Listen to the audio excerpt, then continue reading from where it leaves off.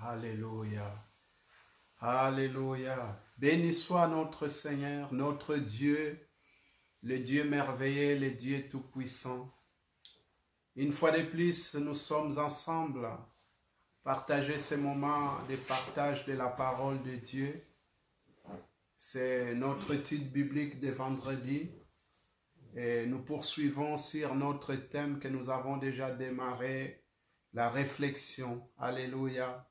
Aujourd'hui, c'est 5e partie et nous allons aborder le 7e point. Alléluia. Nous allons bénir notre Dieu. Il est bon, notre Seigneur. Père, nous te disons merci pour ces moments que tu nous accordes. Seigneur, nous disposons nos cœurs pour recevoir ta parole. Seigneur, merci de ce que tu prépares nos cœurs, que ce soit cette terre bien préparée, pour que la semence puisse descendre, pénétrer et porter des fruits. Merci pour la révélation. Merci pour l'onction des connaissances, parce qu'il est écrit que l'onction que nous avons reçue nous donne la connaissance. C'est cette connaissance révélée, Seigneur, de ta parole que nous désirons. Seigneur, nous ne voulons pas commenter, Seigneur, des passages bibliques, mais accorde la révélation. Seigneur, je te bénis, Seigneur, de ce que tu prépares aussi le cœur de mon frère, de ma sœur. Là où je peux être limité dans les commentaires, Seigneur, dans les explications, que le Saint-Esprit, tu prends le relais et donne, Seigneur, à cette parole la forme du besoin de chacun. Que cette parole puisse répondre aux besoins. Que cette parole puisse consoler le cœur. Que cette parole puisse édifier. Que cette parole puisse exhorter. Que cette parole puisse instruire. Seigneur, car il est écrit, c'est par les fondements, Seigneur, des apôtres que nous sommes enseignés. Oui, Seigneur, cette parole dont, Seigneur, les prophètes, les apôtres, le Seigneur Jésus nous a transmis. Et nous voulons, Seigneur, les transmettre aux autres. Que ton nom, Seigneur, soit élevé. Gloire et louange à toi, Seigneur. Alléluia. Gloire à toi, nous te bénissons. Ta parole est efficace. Alléluia. Jesus ko barikash lori. Raya kiriko sakarabai. Shekaria to foda keria shlori. Broya kiriko shlori. Broya kiriko shlori. Rita kiriko sakarabai. Girio to fonda keria shlori. Rita kiri masakarabai. Eshangata kiri mashlori. Alléluia. Non, non, non, jamais ne passera. La parole de Dieu jamais ne passera. Non, non, non, non, non, jamais ne passera. La parole de Dieu jamais ne passera. Pourquoi se donner à ce qui passera? Venez en Jésus, vous aurez la vie. Non, non, non, non, non, jamais ne passera. La parole de Dieu jamais ne passera. Non, non, non, non, non, jamais ne passera. La parole de Dieu jamais ne passera. Alléluia. Ta parole ne passera jamais. C'est cette parole que nous désirons, qui produit la vie, qui augmente notre foi, car la foi vient de ce qu'on entend. Ce qu'on entend, c'est la parole de Christ. Alléluia. Gloire à Dieu. Amen. Donc, nous avons déjà dit beaucoup de choses sur la réflexion. C'est vrai que la réflexion, c'est ça qui nous permet de s'asseoir aussi avec sagesse et examiner des choses. Et la réflexion nous permet de nous amener à comprendre certaines vérités spirituelles que nous ne comprenons pas. Nous avons besoin de prendre du temps de réfléchir.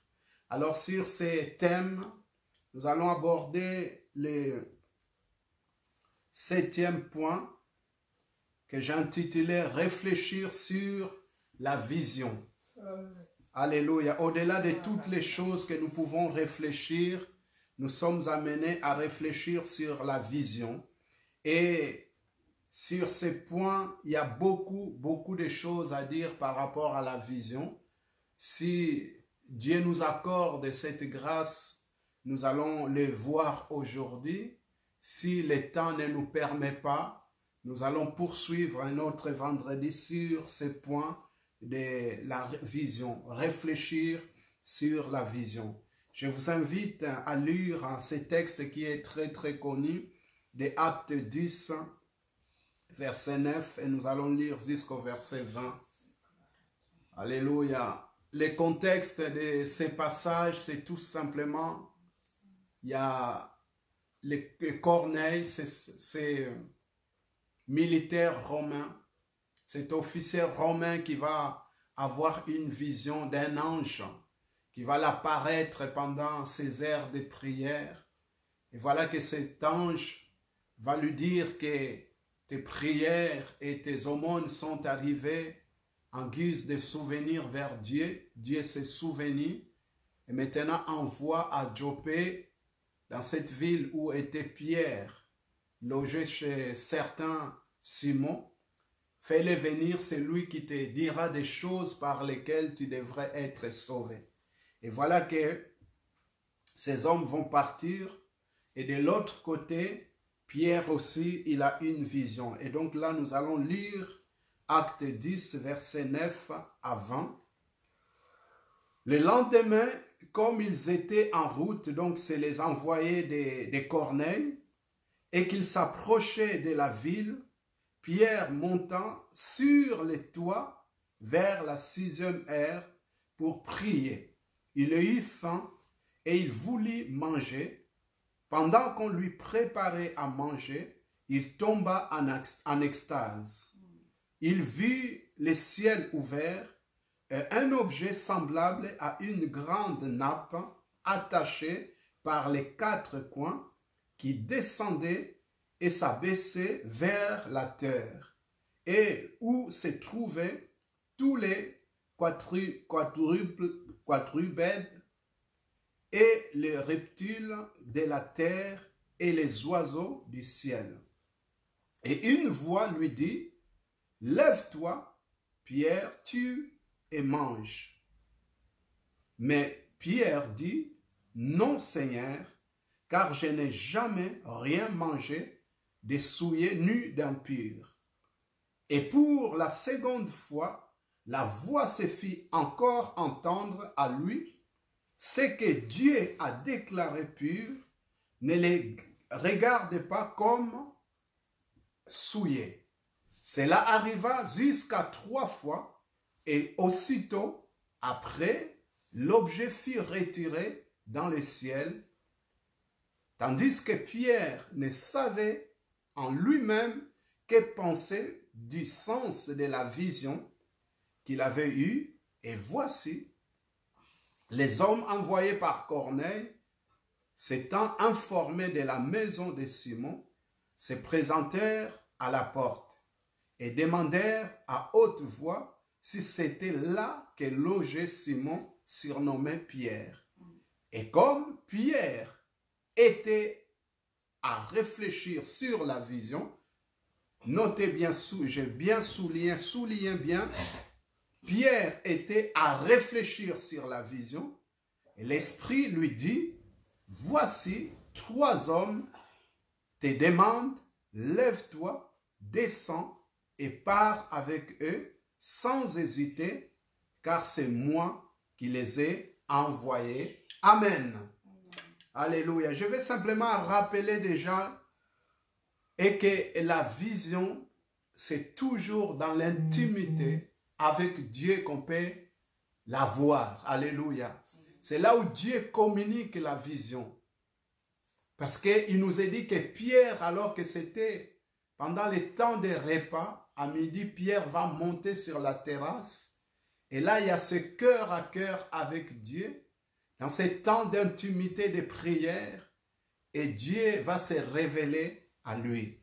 Alléluia. Amen. La vision, c'est ce que Dieu montre d'une manière surnaturelle à l'esprit ou d'une manière naturelle aux yeux physiques. Et cela, nous pouvons le voir premièrement d'une manière surnaturelle à l'esprit. Nous avons dans Acte 9, 12 qui nous dit que Paul avait vu en vision un homme du nom d'Ananias qui entrait et qui lui imposait les mains afin qu'il recouvre la vie. Paul, qui avait vécu cette révélation de Jésus-Christ sur les chemins de Damas, qui avait eu cette vision, alors qu'il va entrer à Damas, alors qu'il avait demandé, « Que veux-tu que je fasse, Seigneur ?» On lui dit, « Entre en ville et on te dira ce que tu aurais à faire. » Et lorsqu'il va rentrer en ville, et là, Dieu va se révéler à un certain Ananias dans une vision pour lui parler des pieds et des Paul. Et en même temps, Paul aussi, il a cette vision, cette révélation. Donc c'est quelque chose qu'on ne peut pas expliquer, c'est quelque chose de spirituel. Parce que ce n'est pas quelque chose de naturel qu'il est en train de vivre. Une vision spirituelle où il voit un certain, en tout cas un homme, Ananias, qui rentre, qui va l'imposer les mains. Et ça va se réaliser. Donc là, c'était une manière surnaturelle à l'esprit. Mais il y a d'autres manières où Dieu peut se révéler dans une vision, mais avec tout simplement nos yeux physiques. Tu ne dors pas, tu ne rêves pas, mais les choses sont claires. Comme par exemple dans Exode 3, verset 2 à 3, l'ange de l'Éternel lui apparut, il est question de Moïse, dans une flamme de feu au milieu d'un buisson. Moïse regarda et voici le buisson était tout en feu et le buisson ne se consumait point. Moïse dit, je vais me détourner pour voir quelle est cette grande vision et pourquoi les buissons ne se consument point. Amen. Donc là on voit, il y a des choses qui se passent. Il y a le côté spirituel où le buisson, il est en train de brûler, il ne se consume pas. C'est quelque chose de spirituel qu'on ne peut pas expliquer. Mais en même temps, Moïse, lui, il les vit physiquement, il les voit avec ses yeux physiques. Dieu lui communique une vision, il ne dort pas, il ne rêve pas, c'est pas, il ne les reçoit pas spirituellement parlant, même si l'acte en soi-même, c'est un miracle, c'est une vision spirituelle, mais lui, il les voit avec ses yeux physiques. Amen. Est-ce qu'on se comprend? Donc, la vision est l'un des moyens que Dieu utilise pour révéler sa volonté et ses desseins. Au-delà de tous les moyens que Dieu peut utiliser pour révéler ses desseins à l'homme, mais il utilise aussi la vision. Elle a pour un but de nous instruire et de nous révéler des événements proches ou futurs. Alléluia. Parce que Dieu, il est celui qui veut révéler des choses cachées. Il dit que invoque-moi, je t'exaucerai, je te montrerai des choses cachées, des grandes choses que tu ne connais pas. Alléluia. Donc au-delà de tous les moyens que Dieu peut utiliser pour révéler des choses à venir ou des choses dans le futur, il utilise la vision. Dieu peut communiquer la vision par de différents moyens ou manières, par une révélation et conviction du cœur où tu n'as pas reçu une parole, mais Dieu dépose une conviction dans ton cœur. et tu sens qu'il y a quelque chose dont Dieu il est en train de te révéler. Une révélation dans ton cœur. Mais aussi par une personne. Dieu peut te communiquer la vision à travers aussi une personne. Et ça, nous le verrons plus tard, où il y a des gens ou des prophètes que Dieu a communiqué une vision qui était pour une personne. Notamment, on peut prendre l'exemple de Samuel qui va aller voir Saül, alors que Samuel, il avait reçu une vision par rapport à Saül. Et puis, par l'extase aussi, comme Pierre, l'extase, c'est tout simplement être transporté hors de la réalité. Donc, je suis là assis, mais je suis amené en extase.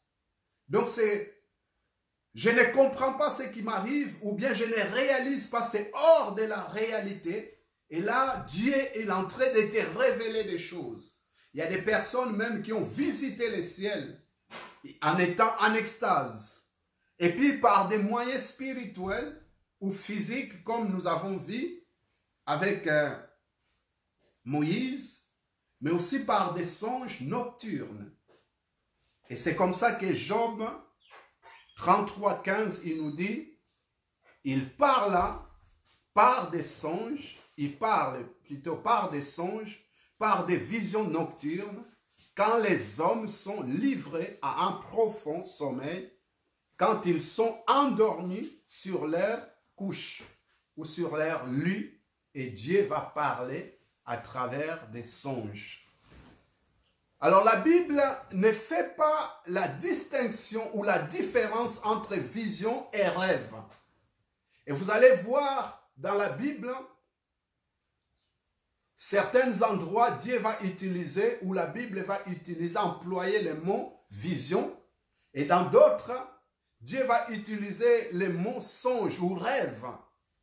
Et si nous voulons les différencier, alors nous dirons que les songes étant plutôt la forme et la vision est le contenu. Amen.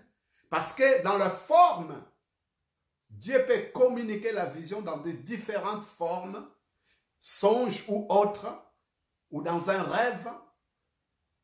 Et cela, c'est la forme. Mais le contenu, c'est la vision. C'est ce que Dieu te communique. Et c'est très important de ne pas s'arrêter sur la forme. Parce que Dieu peut se révéler à quelqu'un dans une autre forme, dans une autre manière, et à notre personne dans une autre façon. Dieu, il n'est pas fermé sur ce que nous pouvons appeler la forme. Lui, il est hors des formes. Parce qu'il peut faire comme il le veut. Alléluia.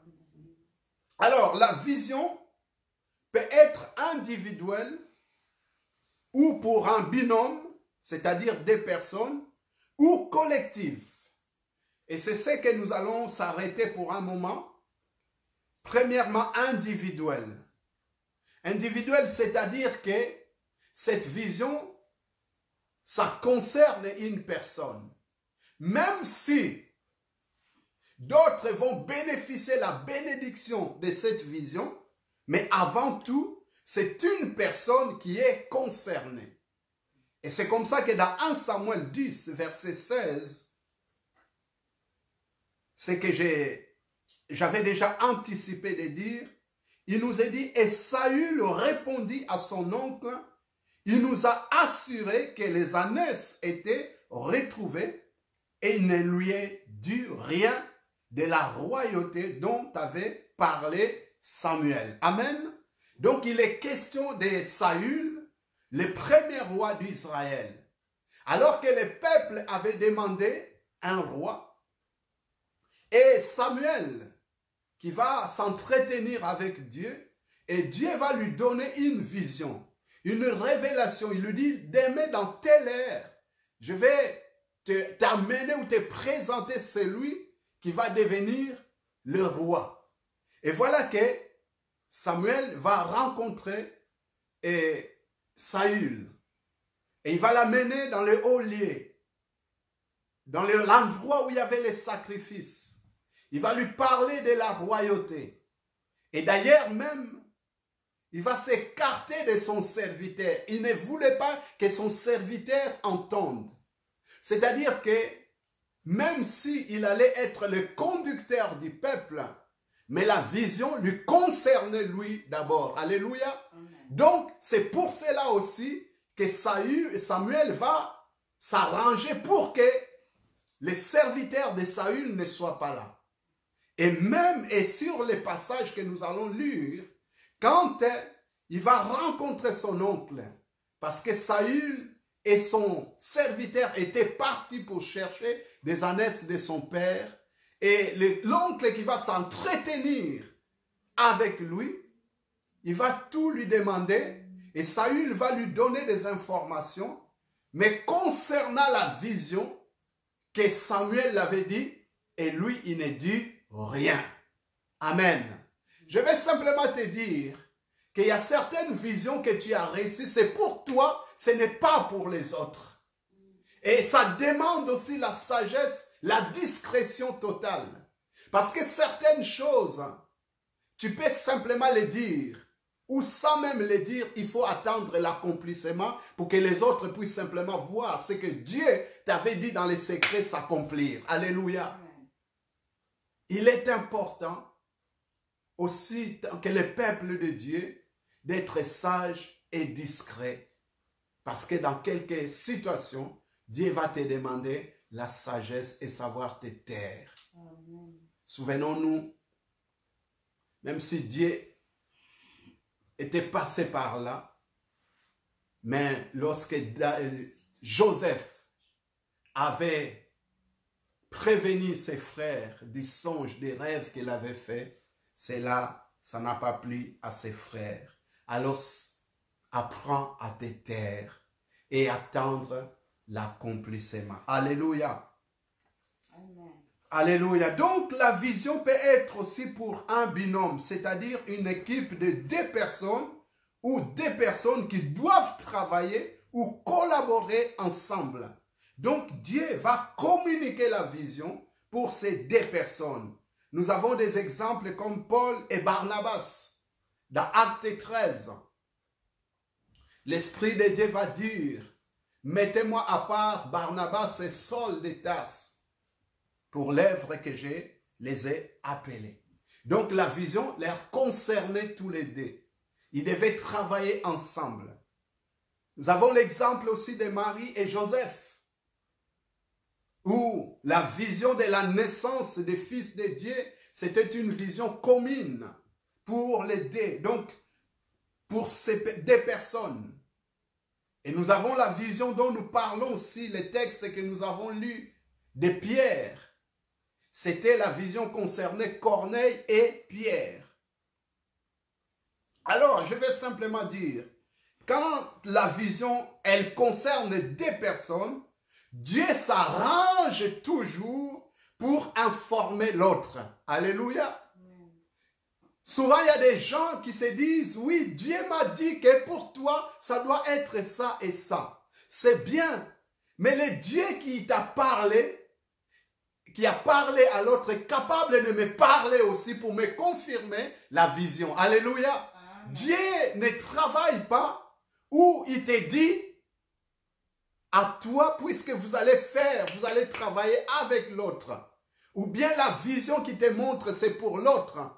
Et qui ne le montre pas l'autre. Dieu, il va toujours faire que l'autre aussi soit averti. Pour qu'il puisse entrer dans la vision. Alléluia. C'est comme ça que nous voyons Corneille qui est de l'autre côté à Césarée. Il a une révélation, une vision. Et dans cette vision, il y a un certain Pierre qui est concerné, qui doit venir lui dire des choses par lesquelles il doit être sauvé. Mais il faut que Pierre aussi soit informé. Alléluia. Parce que si Pierre n'est pas informé, il ne peut pas entrer dans la vision. Alléluia. C'est comme ça que Dieu va s'arranger. Et que si Corneille priait, c'était à 15 heures.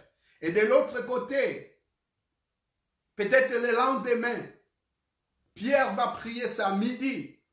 Et Dieu lui révèle les choses qu'il avait révélées à Corneille. Amen. Alléluia. Nous avons l'exemple aussi des parents de Samson. La mère a reçu la visite de l'ange qui va lui dire des choses par rapport à l'enfant qui doit naître. Et lorsque cette femme va aller rencontrer à son mari Manoach, et Manoach va faire une prière. Éternel, fais venir cet homme qui est venu voir ma femme, qui puisse nous dire des choses concernant l'enfant. Lorsque Dieu il a parlé à quelqu'un, des choses qui te concernent, tu as le droit aussi de prier. Alléluia. Amen. Ne t'attends pas simplement de te baser sur ce que l'autre a dit. Ça peut être vrai. Ça peut être aussi faux. Mais peu importe. Que ça soit vrai, que ça soit faux. Mais toi, le Dieu qui a parlé à un tel, il parle aussi à toi. Amen. Il peut te parler. Amen. Alors tu peux prier.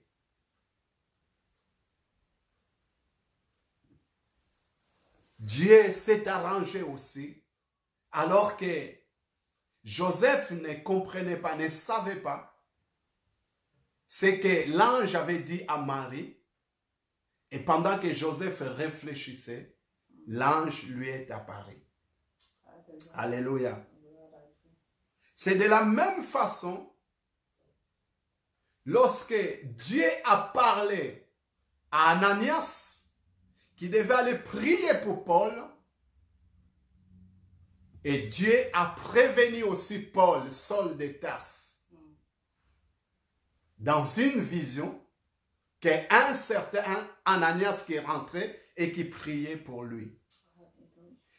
Dans 1 Roi 13, il nous est rencontré l'histoire d'un prophète qui a été tué après avoir été trompé par un vieux prophète.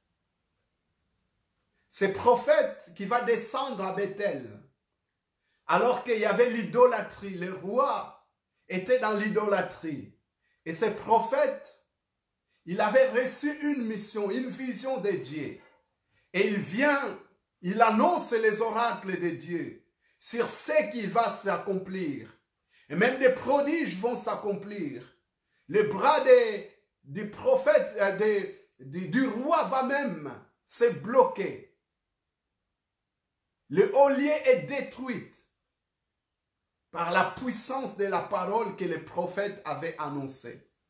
Mais simplement que ce prophète avait des recommandations et qu'il ne devait pas reprendre le même chemin qu'il avait emprunté pour venir. Et il ne devait pas entrer dans une maison. Alors que le roi va le précipiter en disant, viens maintenant, mange dans ma maison. Il va dire, non, je ne peux pas manger. Et puis il continue son chemin. Et pendant qu'il partait, des enfants, des jeunes gens qui étaient là, qui avaient un père qui était un prophète, et ils vont informer leur papa qu'il y a un homme, un prophète qui est passé en ville, voilà ce qu'il a dit et ce qu'il a fait. Et voilà, cet homme, ce vieux prophète va poursuivre cet homme, ce prophète qui partait. Et voilà ce qu'il va lui dire dans 1 Roi 13, verset 18. Il lui dit, alors qu'il avait invité de venir chez lui, ce prophète va dire, non, moi je ne peux pas venir. Dieu m'avait dit de ne pas manger chez quelqu'un, de ne pas entrer chez quelqu'un et de prendre un autre chemin. Et pendant qu'il va faire cette déclaration, et le vieux prophète va lui dire ceci dans 1 Roi 13, 18, il lui dit, moi aussi, je suis prophète comme toi, et un ange m'a parlé de la part de l'Éternel et m'a dit, ramène-les avec toi dans ta maison et qu'ils mangent du pain et boivent de l'eau. Il lui mentait. Bien-aimés, nous sommes dans ce temps où la Bible nous dit qu'il y aura des faux prophètes qui viendront, s'il est possible, de séduire même des Élis. Cet homme, il a été séduit. Ce prophète, il a été séduit. Il voit un autre prophète qui vient lui dire le contraire de ce que Dieu l'avait dit. Ouvre les yeux de nos cœurs, notre entendement spirituel.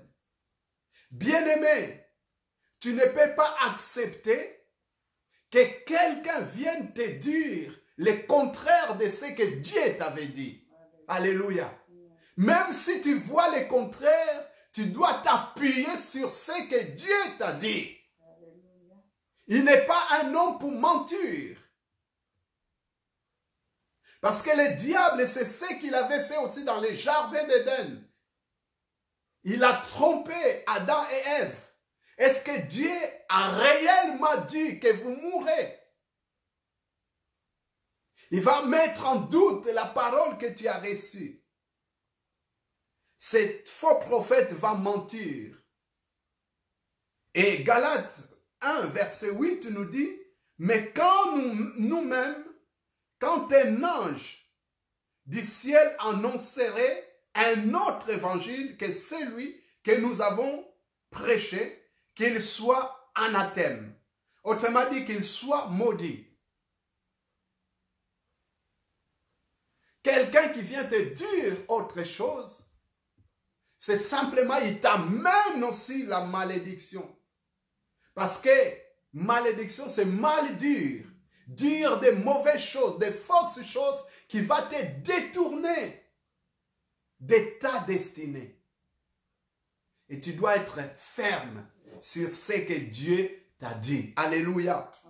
Lorsque Dieu parle à quelqu'un, il va toujours confirmer. Et Dieu, ce n'est pas le Dieu ce n'est pas un homme qui va changer selon la température, selon le temps qu'il y a, et il va changer du jour au lendemain. Non, Dieu, il est assis sur son trône. Alléluia. La vision binôme peut être aussi pour une seule action précise. C'est très important de comprendre cela. Une action précise qui ne va pas se prolonger dans la durée. On ne parle plus d'Ananias après sa prière pour Paul. Parce que c'était une vision courte, pour un temps précis, où Ananias, il fait l'action dont Dieu l'appelait de faire, et ça se termine là. Il y a aussi dans la vision un temps déterminé. Lot n'était pas revenu vers son oncle Abraham après sa sortie de Sodome et Gomorrhe. Pourquoi? Parce que tout simplement, alors qu'ils étaient déjà ensemble, ils se sont séparés. Lot va partir à Sodome et Gomorrhe. Après quoi, Abraham va intercéder en sa faveur. Mais Lot, lorsqu'on va le sortir de Sodome et Gomorrhe, il ne revient plus vers Abraham. Pourquoi? Parce que tout simplement, la vision d'être ensemble, c'était pour un temps déterminé. Il ne pouvait plus revenir. Donc chacun devait prendre son chemin à part. Donc il y a aussi la vision à durée indéterminée, comme pour Moïse et Aaron. Ils vont poursuivre les chemins ensemble jusqu'à ce que, je dirais, la mort va les séparer. Parce que Aaron va mourir et quelques temps plus tard, Moïse aussi va mourir. Et donc, leur collaboration va s'arrêter là. C'était pour en dire une durée indéterminée. Donc, cela, ça demande tous ces trois types ou catégories de visions pour un temps précis, un temps déterminé ou un temps indéterminé. Cela demande un discernement pour savoir notre mission avec cette personne. Elle est ponctuelle ou elle est pour un temps déterminé ou à long terme. J'ai besoin de discerner. Certains chrétiens avortent leur vision et s'écartent de leur destinée parce qu'ils n'ont pas valorisé la personne dont Dieu avait mis à leur côté, qui peut tout simplement être un canal de bénédiction, un canal pour te propulser vers ta destinée. Pourquoi? Parce qu'il manquait ce discernement, de discerner. Cette collaboration, c'est pour un temps ponctuel ou pour un temps indéterminé. Exemple, Barnabas. Barnabas, il va collaborer avec Paul. Leur séparation va se faire à travers une dispute. Et en fait, à travers cela, on réalise, quand on voit la suite du ministère de Paul, on réalise aussi que Barnabas a passé à côté. Il n'a pas pu discerner. Ils vont vouloir prendre quelqu'un. Et l'autre, il n'est pas d'accord. Paul, il va vouloir prendre Silas. Barnabas va vouloir prendre Jean-Marc. Marc est l'évangéliste.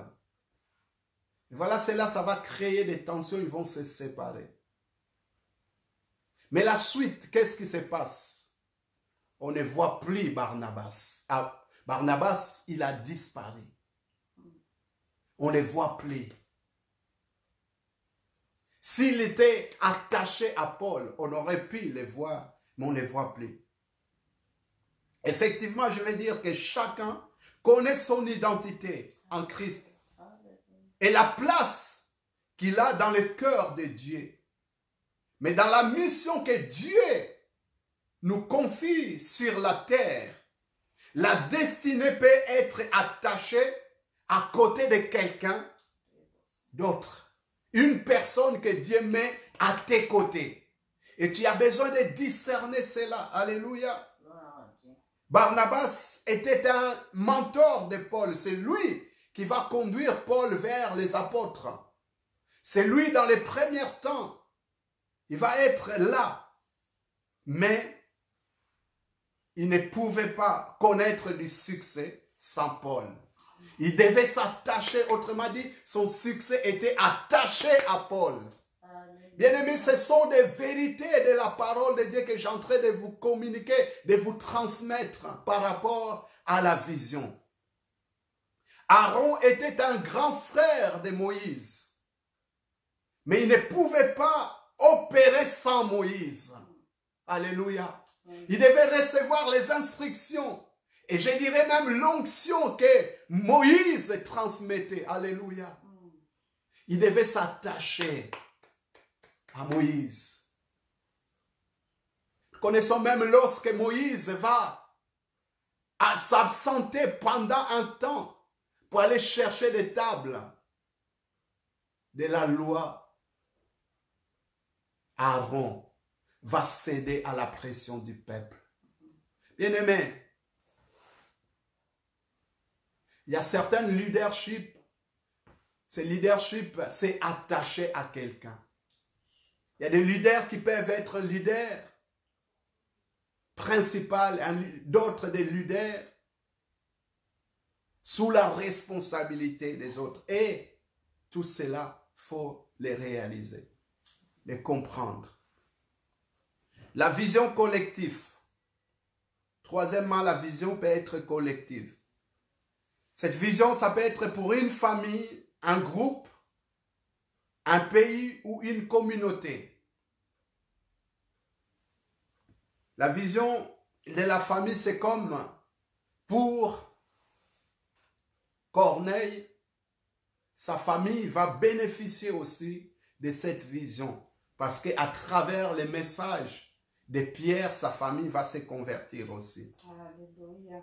Mais la particularité d'une vision collective ou commune, Dieu ne la révèle pas à tous, mais à une seule personne qui va être un leader. Alléluia. Amen.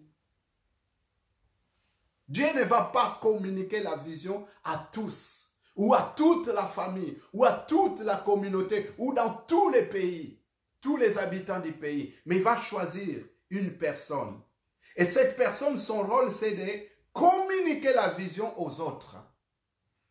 Afin de les faire, si vous voulez bien, adhérer à la vision, entrer dans la vision.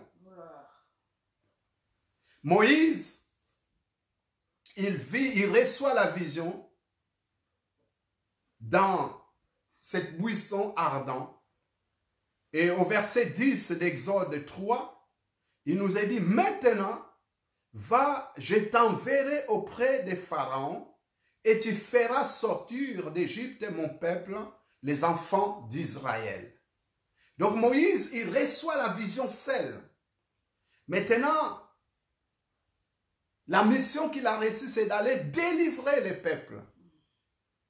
Et il ne peut pas commencer à exécuter le plan de Dieu, les œuvres de Dieu, le miracle, les signes de Dieu, sans qu'il puisse faire adhérer le peuple.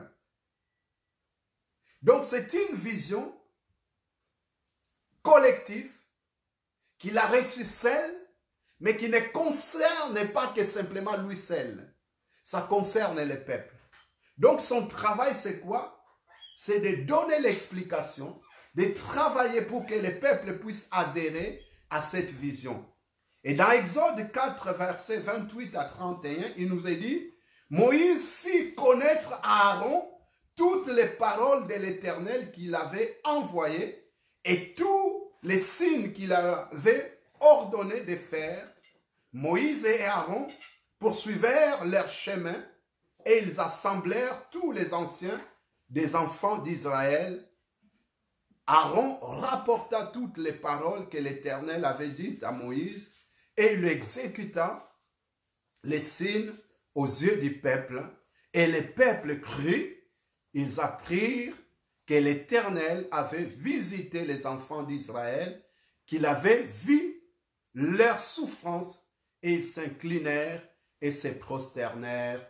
Amen. Amen. Amen. Voyez, Moïse reçoit la vision, il les communique à son adjoint responsable, qui est Aaron, qui était grand frère en âge, mais qui était son responsable et qui va les communiquer. Et ensemble, ils vont aller voir les anciens. Et donc, maintenant, il faut que les autres puissent accepter aussi pour entrer dans leur destinée. Donc, c'est accepter d'apprendre ou de laisser. Parce que du moment où je laisse, je n'accepte pas, je ne peux pas entrer dans ma destinée. Je ne peux pas accéder à cette vision. Alléluia. Il faut comprendre que, en fait, la vision collective, cette vision que Dieu peut communiquer à un leader, et il dépend aussi de ta vie, de ton avenir, de ta destinée. Et du moment que tu les rejettes, alors tu passes à côté de ta destinée. Pourquoi? Parce que tout simplement, il y a des visions, comme je disais, qui sont individuelles. Des visions des binômes. La vision collective.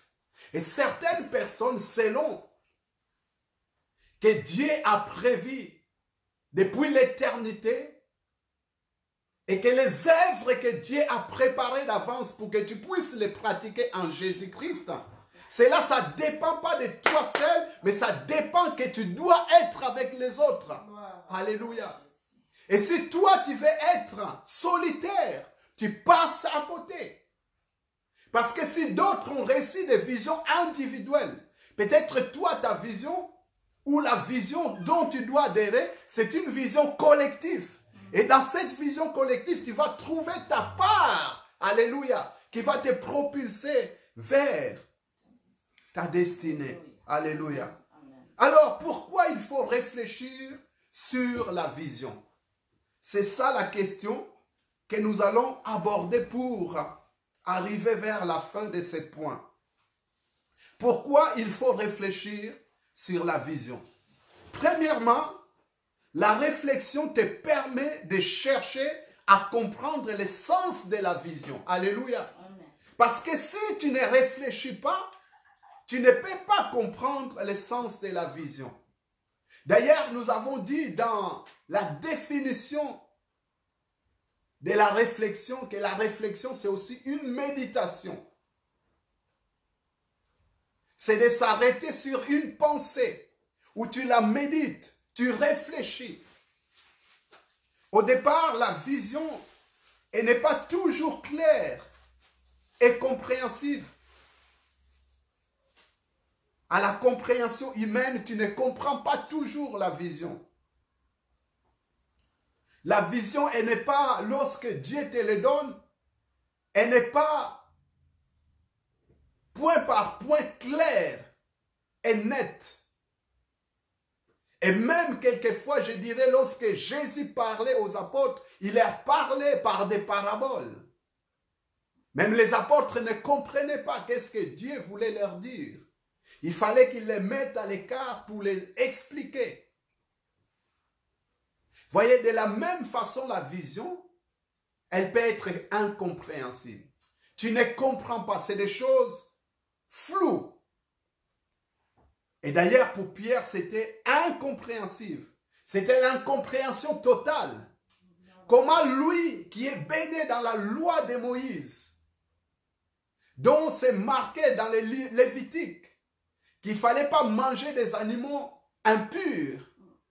Et voilà que Dieu, qu'est-ce qu'il a choisi pour lui communiquer la vision des païens, des nations. Il choisit quelque chose que lui, il n'aime pas, qu'il ne peut pas consommer. Et on te dit, tu dois le consommer. C'est comme si Dieu veut faire quelque chose et il dit à nos amis musulmans, dans un rêve, tu manges les cochons. Effectivement, il va les rejeter. Mais en fait, à travers cette vision, Dieu veut dire quelque chose d'autre. Maintenant, c'est à toi de pousser la réflexion plus loin, de saisir, de capter la pensée de Dieu. Alléluia. Amen. Pour que tu puisses comprendre qu'est-ce qu'au juste Dieu veut me dire.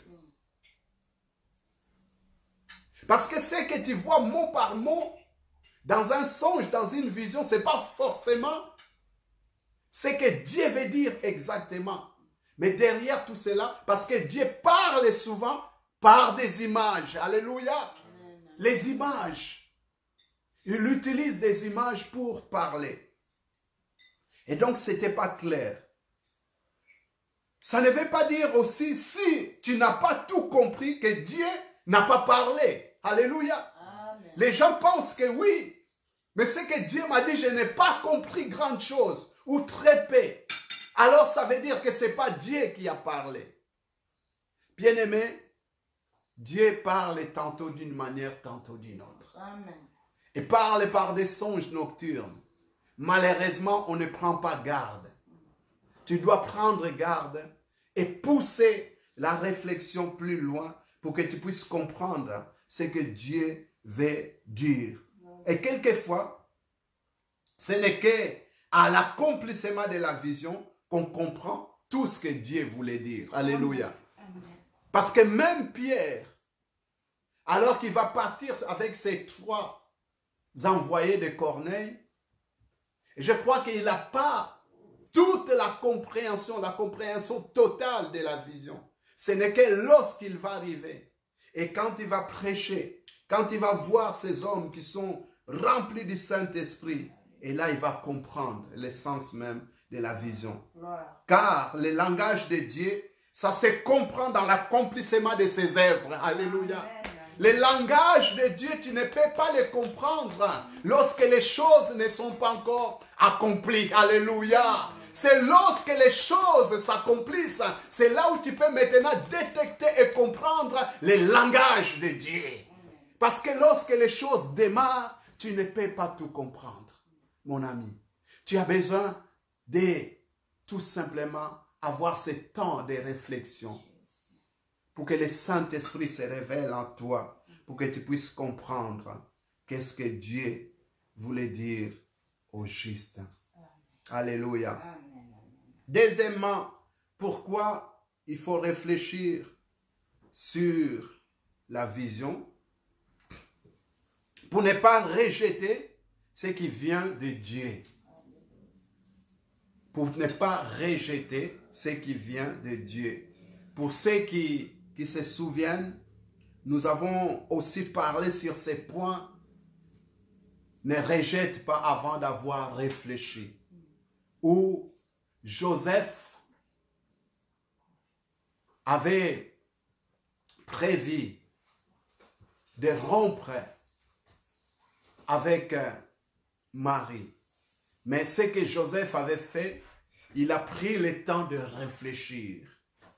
Pourquoi simplement j'ai dit pour ne pas rejeter ce qui vient de Dieu? Parce que le cerveau rejette catégoriquement toute information illogique. Le cerveau de l'être humain, quand il reçoit des informations illogiques, tout de suite, on n'a même pas le temps de s'arrêter, on les rejette. Ça vous arrive quelquefois, tu regardes quelque chose à la télé, et dès qu'ils commencent à parler, ça ne va pas dans ton logique, ou tu changes de chaîne. Ou quelqu'un qui te dit quelque chose, et tu sais que cette chose ne rentre pas dans ton logique de voir des choses, tu les rejettes. Sans même s'arrêter pour réfléchir. Nos habitudes, nos mentalités et notre culture nous amènent souvent à rejeter ce qui ne rentre pas dans notre cadre. Les cadres que nous nous sommes placés, établis, ou même les conforts quelquefois. Lorsqu'il y a quelque chose, une information qui ne rentre pas, on les rejette. Luc 1, verset 59 à 63, il est question de la naissance de Jean-Baptiste. Alors que le père Zacharie, qui était un souverain sacrificateur, il était sacrificateur, il avait reçu la vision et que sa femme, Élisabeth, qui était stérile, allait enfanter. Et puis Dieu l'avait aussi révélé comment l'enfant devait s'appeler. Alors la Bible nous dit, donc Luc 1, verset 59 à 63, le 8e jour, ils vinrent pour circoncire l'enfant. Donc la famille, les amis, les proches, les voisins sont venus.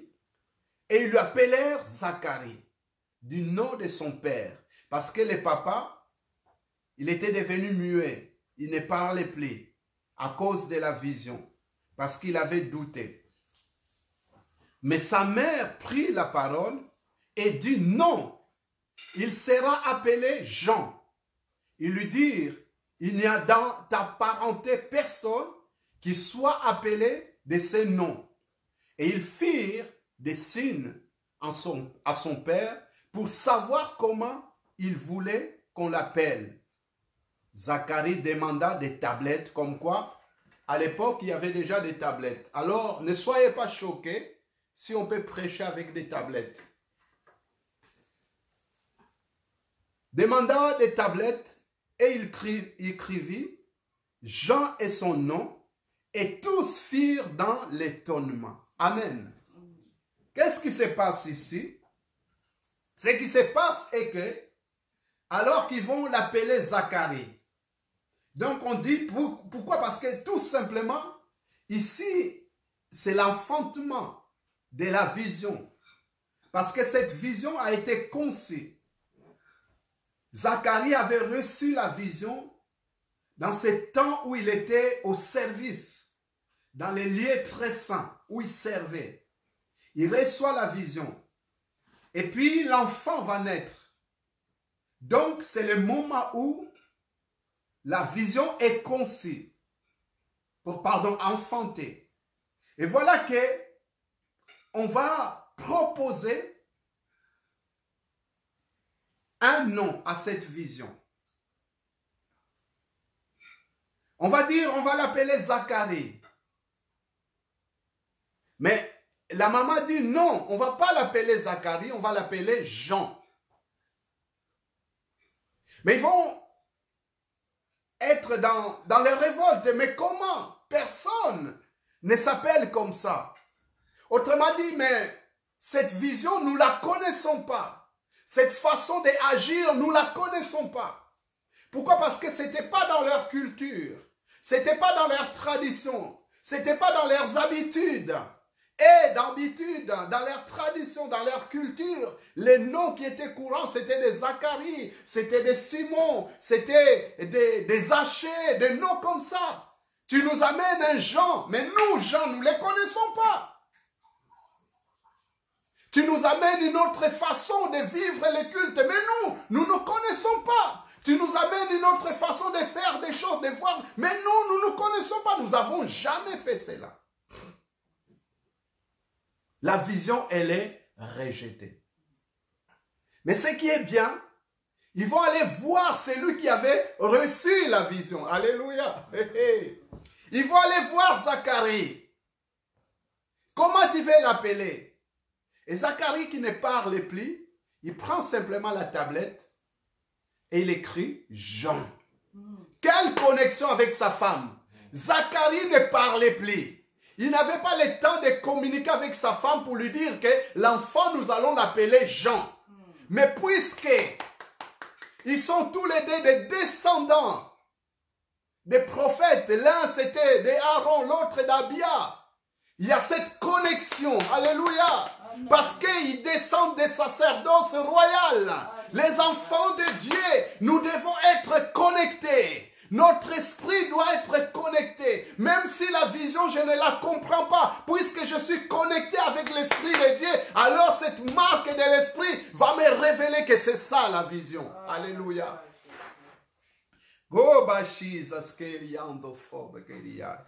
Oui, ils sont connectés.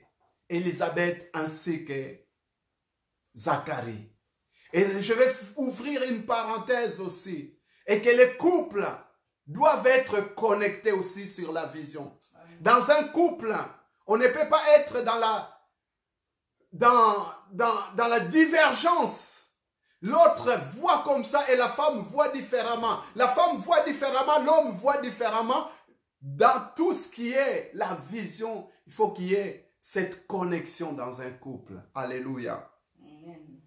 Amen. Alléluia. Et donc, il voulait rejeter le nom Jean. Et en fait, en voulant rejeter le nom Jean, qu'est-ce qu'il voulait rejeter? Il voulait simplement rejeter la grâce aussi. Parce que Jean, parmi les définitions de ses prénoms, ça veut dire aussi la grâce. Et donc, il voulait rejeter la grâce. Et en fait, il y a des grâces que Dieu nous accorde. Et si nous ne réfléchissons pas, nous ne prenons pas le temps de réfléchir, ces grâces, nous pouvons les rejeter. Et Dieu sait qu'il veut que nous puissions prendre du temps à rejeter. C'était la même chose pour Pierre qui avait dit, non, Seigneur, car je n'ai jamais rien mangé de souillé ni d'impur. Vous savez, Dieu, il utilise souvent l'humour. Il va prendre des choses que Pierre n'aime pas, que Pierre ne mange pas, il va lui dire, va manger ça. Et Pierre va dire, jamais, je n'ai jamais mangé quelque chose de souillé. Et Acte 10, 15, il nous dit que ce que Dieu a déclaré pur, tu ne les regarderas pas comme souillé. Alléluia. Bien-aimé, ce que Dieu te donne, même si ça ne rentre pas dans les cadres, dans les critères que toi, tu as posés, tu as fixés. Mais tu ne peux pas les considérer comme impurs. Alléluia. Amen. Alléluia. Amen.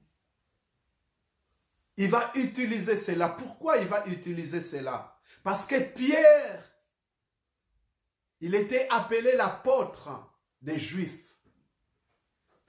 Et Paul était considéré comme l'apôtre des païens. Et Pierre, lui, sa mission était fermée, bloquée que chez les Juifs. Et Dieu voulait ouvrir sa vision. Voulait étendre sa tente. Voulait élargir l'espace de sa tente. Et voulait la mener chez les païens.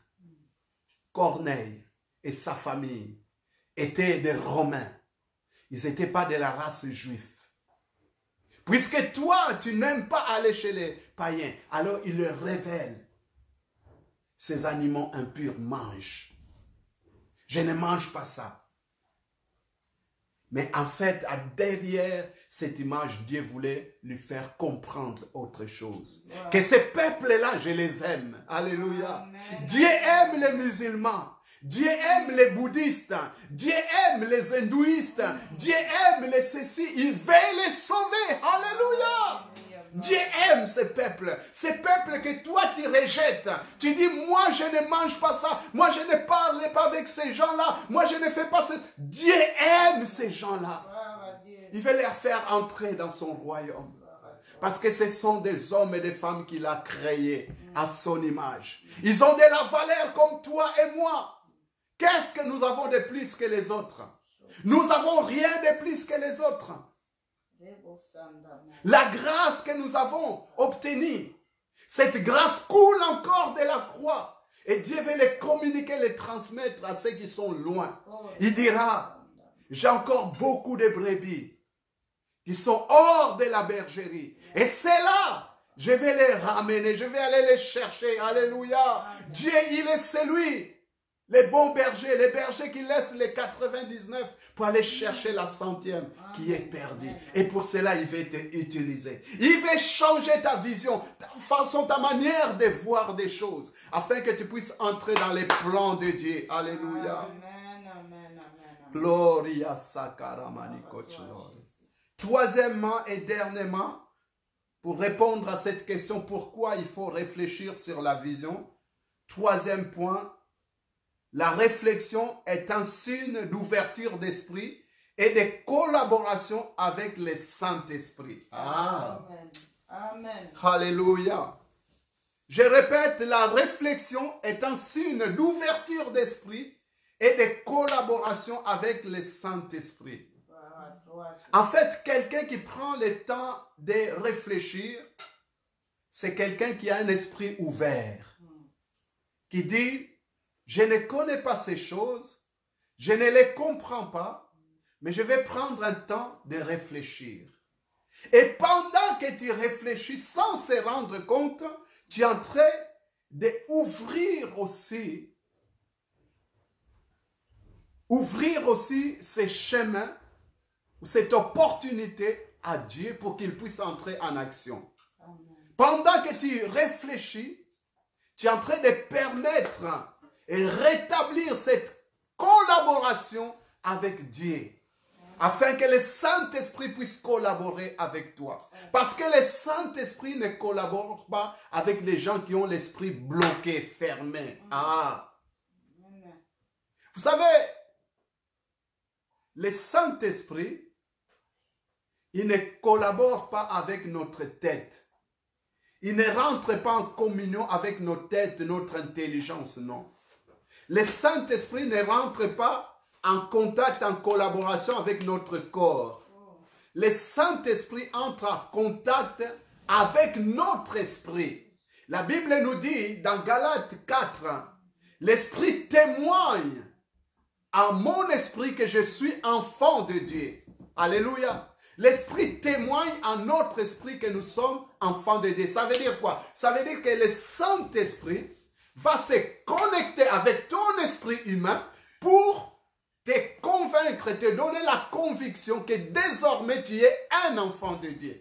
C'est ce qui se passe lorsque nous nous repentons, lorsque nous nous convertissons, sans que personne ne vienne te le crier, mais le Saint-Esprit lui-même va te donner le témoignage intérieur que désormais tu es enfant de Dieu. Pourquoi? Parce que c'est connecte avec l'esprit humain.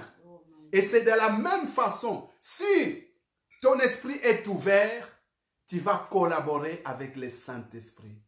Parce que le Saint-Esprit, il a trouvé en toi un partenaire. Alléluia. Hey, pour accomplir des choses. Hey, Yahweh. Parce que ce que Dieu désire, c'est de collaborer avec toi. Dieu, il est tout puissant. Il peut tout faire sans le concours et l'aide de qui que ce soit. Mais pourtant, le Dieu tout-puissant, il veut toujours travailler avec les hommes, avec les disciples de Jésus. Donc, il veut cette collaboration. C'est comme ça que lorsque on commence à réfléchir, l'esprit s'ouvre et Dieu entre en action. Matthieu 1, verset 20, il nous a dit, comme il pensait, voici un ange du Seigneur lui est apparu en songe et dit, Joseph, je m'arrête là. En fait, pendant que Joseph réfléchissait ici, quand on dit comme il pensait, ça veut dire comme il réfléchissait, comme il rentrait dans la pensée, où Joseph ne comprenait pas les choses qui se passaient par rapport à Marie qui se trouve enceinte, sans avoir eu des rapports avec un homme. Pendant qu'il réfléchissait, et là, en fait, il a permis à Dieu de collaborer avec lui. Et qu'est-ce qui s'est passé? Un ange est venu du ciel. Alléluia. Pour les confirmer les choses. Alléluia. Et pour Pierre, il nous a dit, comme Pierre était en réfléchir sur la vision, l'Esprit lui dit, voici 3 hommes te demandent, lève-toi, descends et pars avec eux sans hésiter, car c'est moi qui les ai envoyés. Amen. Excusez-moi. Pendant qu'il réfléchissait, comme Pierre était à réfléchir sur la vision. Donc, pendant qu'il réfléchissait, son esprit était disposé. Il y avait cette ouverture d'esprit et le Saint-Esprit est entré en collaboration avec lui pour lui dire, voici, 3 hommes te demandent. Alléluia. 3 hommes te demandent. Lève-toi. Et en fait, je vais simplement te dire, maintenant, c'est le temps où tu as réfléchi, où tu réfléchis encore. Et de la part de Dieu, je vais te dire, lève-toi maintenant. Lève-toi. Descends. Descends de ton illusion. Comme Zachée qui voulait voir Jésus d'en haut. Et Jésus l'a dit, descends. Parce que les choses de Dieu ne se voient pas d'en haut. Tu dois descendre et regarder en haut. Alléluia. Amen. Si tu veux les voir de haut en bas, tu ne peux pas vivre des choses de Dieu. C'est pour cela que Jésus a dit, celui qui s'élève sera abaissé. Mais celui qui s'abaisse sera élevé. Amen. Et Dieu te dit, descends. Là où tu t'es fait toutes sortes de illusions, là où tu te vois, tu connais tout. En fait, nous ne connaissons rien. Tu ne connais rien, mon ami. Dieu, à chaque fois, Dieu nous révèle des choses. Même les disciples, lorsqu'ils pensaient qu'ils connaissaient Jésus, mais en réalité, ils ne le connaissaient pas. Les jours de la transfiguration, ils voient Jésus dans cette splendeur. Cet aspect de la gloire de Dieu qui ne connaissait pas Jésus, ils vont le découvrir. Chaque fois, ils découvraient Jésus. Nous ne connaissons pas grande chose. Descends et pars avec et sans hésiter. Bien-aimé, Dieu veut aussi t'amener à ne pas hésiter.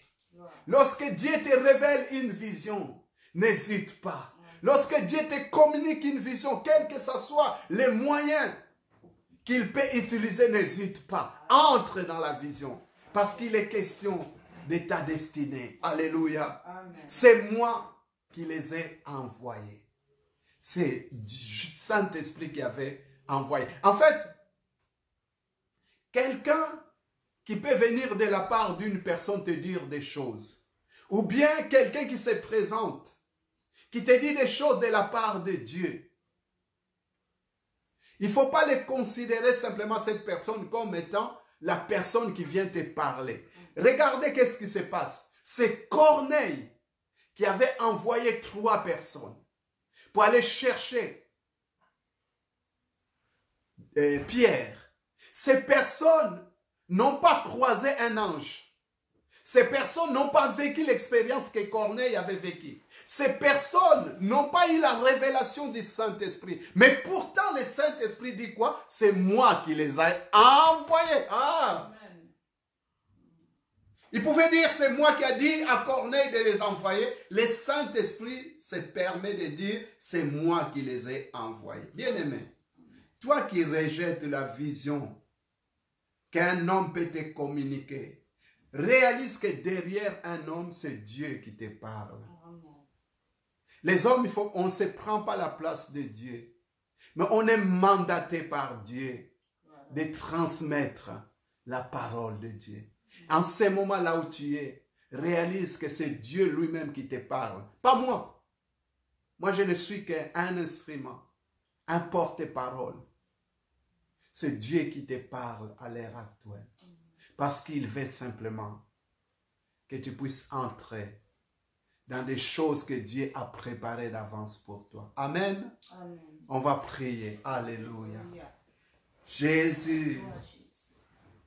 tu es bon pour nous, Seigneur. Alléluia. Alléluia. Magnifique tu es. Alléluia. Tu nous aimes, Seigneur. Tu nous cherches, Seigneur. Tu continues à nous révéler des choses cachées. Tu continues, Seigneur, à faire ton œuvre en nous. Et tu veux que cette œuvre puisse se poursuivre jusqu'à ton retour. Seigneur, je prie maintenant que tu puisses disposer nos cœurs, nos esprits. Seigneur, moi les premiers, quelquefois je rejette des choses que je ne comprends pas. Des choses que je n'ai jamais entendues, les choses que je n'ai jamais vues. Et pourtant, Seigneur, ta parole nous dit que ce sont des choses que l'œil n'a pas vues, les choses que les oreilles n'ont pas entendues. Tu l'amènes à la révélation, afin que nous puissions connaître la volonté de Dieu pour nous.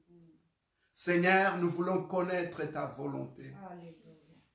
Aide-nous, Seigneur, à ne pas rejeter ce qui vient de toi, à le recevoir en prenant le temps de réfléchir. Seigneur, aide-nous, Seigneur, dans la réflexion, dans la méditation.